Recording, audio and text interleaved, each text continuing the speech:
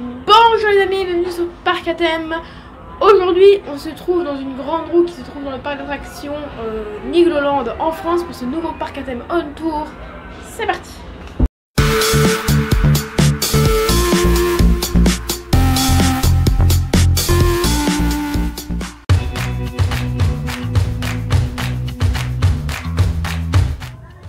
Voilà, on vient de faire Alpina Blitz, a priori le meilleur coaster de Nigloland.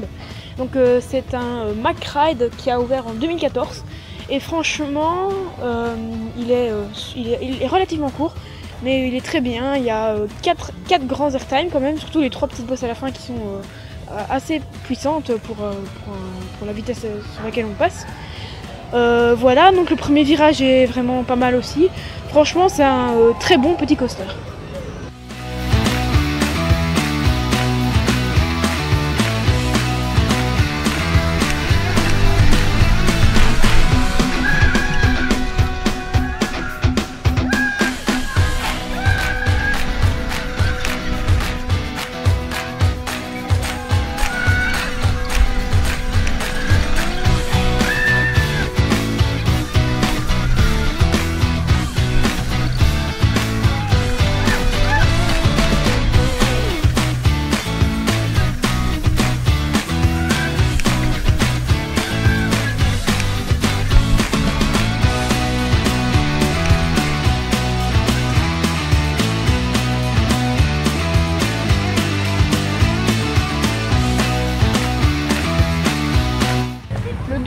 L'extrême, c'est la tour de chute de Nigloland, inaugurée en 2017 si je me trompe pas. Celle-ci fait 100 mètres de haut, c'est comme Hurricane Thunder à Port Aventura, mais c'est plus haut que la Dalton Terror à Walibi Belgium. Elle ne fait qu'à peine 70 mètres de haut. Donc c'est une tour de chute classique comme les autres, si ce n'est qu'ici il y a plus de sièges, mais bon, vu qu'il y en a certains qui sont fermés aujourd'hui, bah voilà, le débit n'est pas terrible, mais bon, vu qu'il n'y avait personne dans le parc, ça passait. En tout cas c'est un classique toujours génial dans les parcs.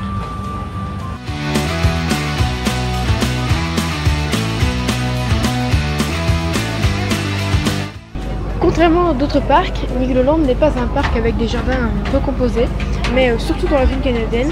Les attractions sont habituées à la forêt, on y rencontre d'ailleurs des arbres qui sont là depuis bien plus longtemps que le parc. Que penser des 2 flat rides de la zone rock'n'roll de Nigloland? Alors nous avons le Jukebox, donc c'est une espèce de pieuvre là-bas qui ressemble un peu à l'hydre de l'herbe au parc Astérix. Voilà, c'est classique, c'est toujours sympathique. Et derrière moi il y a Air Meeting construit par Gerstlauer, donc c'était une première pour moi là-dedans. Et je suis vraiment déçue. Pour moi il n'y a pas d'intérêt là-dedans. J'ai pas réussi à bien tourner, ça doit être sympa quand on tourne, mais moi j'ai pas réussi. Et quand on tourne pas, pour moi c'est une attraction qui sert à rien. Voilà.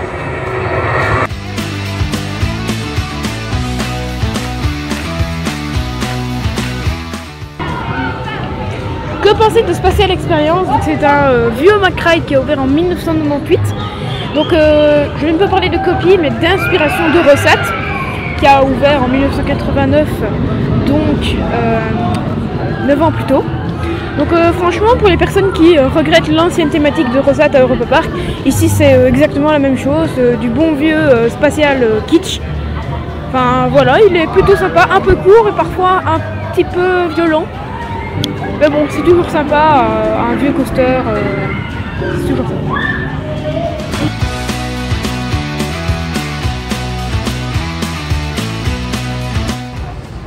Nous enchaînons avec le manoir hanté de Nigloland, donc c'est une maison hantée classique à l'ancienne.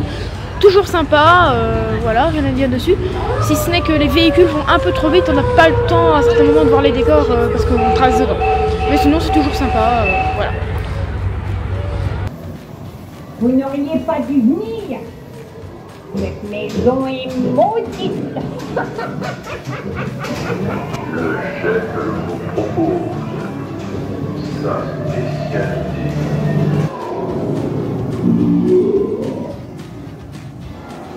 Nigloland a ouvert en 1987, le parc fête donc ses 32 ans cette année. Il a ouvert en même temps qu'une grande partie des parcs français, donc vers entre 1985 et 1990, comme par exemple le parc Astérix ou le défunt Mirapolis.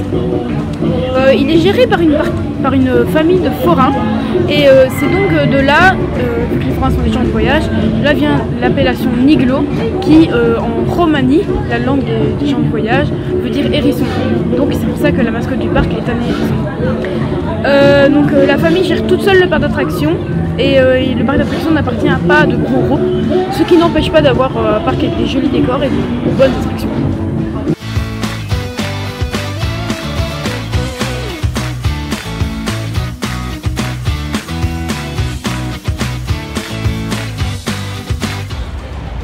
Nous venons d'enchaîner les deux attractions principales de la zone Canada du parc, le train de la mine et la rivière canadienne, en gros les bûches.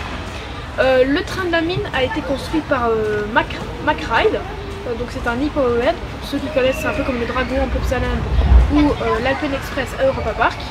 Et d'ailleurs, mis à part la chenille qui est de Pimpery, tous les coasters du parc sont de chez Mac, ainsi que toutes les attractions aquatiques et une bonne partie des fairtrade également.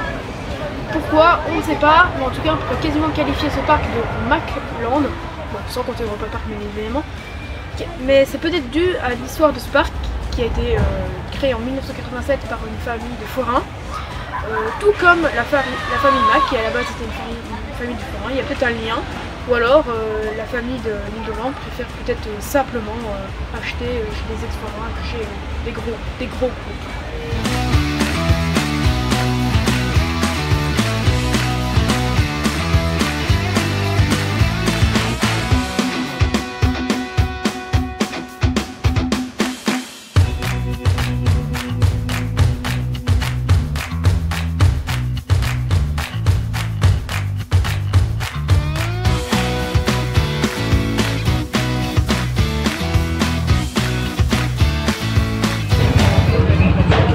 Nigloland offre l'expérience d'un Wildmouse Mac.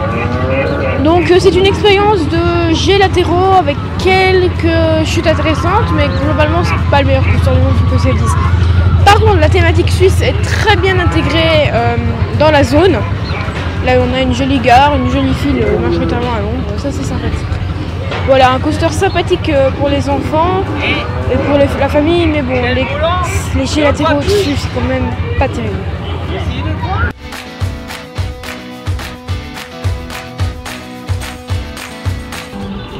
Le Grizzly, construit par Zamperla, le disco coaster de Zamperla, est devenu un classique des parcs.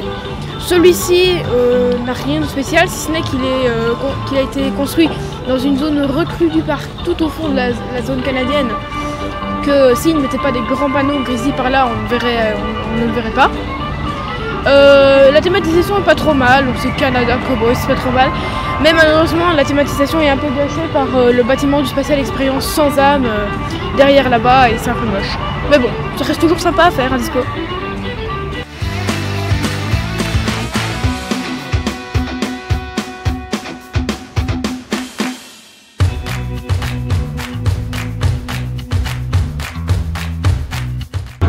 C'est dans les vieux tracteurs de la ferme d'Antonin que nous terminons notre vidéo sur Nigloland. C'était une bonne surprise pour un parc d'attractions. Donc c'est un parc d'attractions plutôt familial, il n'y a aucun coaster en inversion. Il y a quelques bons coasters comme Alpina Blitz ou encore le train de la mine qui est vachement sympa. Franchement c'est un parc tranquille, idéal vraiment pour les familles. Il y a de l'effort au niveau des thématisations, ça il faut le dire. Bon ben voilà, j'espère que cette petite vidéo vous aura plu, que ce nouveau parc à thème on tour vous aura plu.